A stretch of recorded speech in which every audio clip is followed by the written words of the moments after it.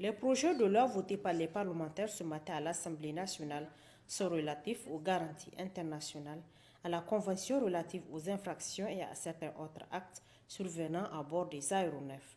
Ce faisant, l'Assemblée nationale conforte le rôle d'acteur responsable de la communauté internationale du Niger, parce qu'en adoptant ces lois, le Niger s'acquitte de ses devoirs de membre de la communauté internationale et jouit aussi de tous ses droits.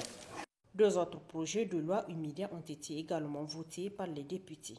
Il s'agit du premier, autorisant la ratification de l'accord de financement composé du crédit numéro 7009NE d'un montant de 107 300 000 € et du don numéro 940 NE d'un montant de 88 400 000 DTS, soit environ 72 623 929 462 francs CFA, signé le 13 décembre 2021 à Niamey entre la République du Niger et l'Association internationale de développement AID pour le financement du projet de renforcement de la gouvernance économique et du capital humain, politique de développement, financement.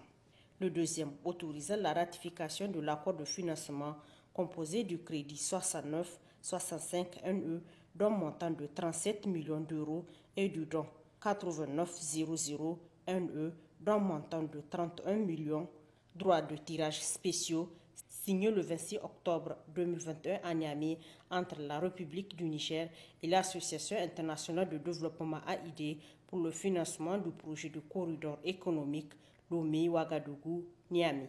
Le gouvernement s'est réjoui de l'adoption d'un accord de financement aussi important que l'appui budgétaire de la Banque mondiale que nous avons signé le 13 décembre 2021.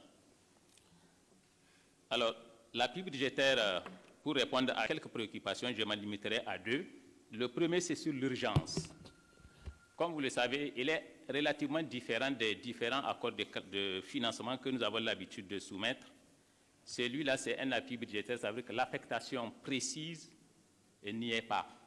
Donc, on met ça à la disposition de l'État et l'État met ça dans le budget, on peut financer toutes les priorités du gouvernement avec.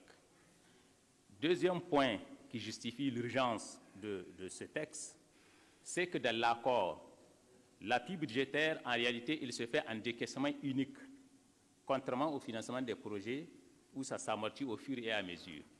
Selon le commissaire du gouvernement, ces projets de loi sont votés par les élus du peuple, sont d'une importance capitale car contribuent à l'amélioration des conditions de vie des populations nigériennes.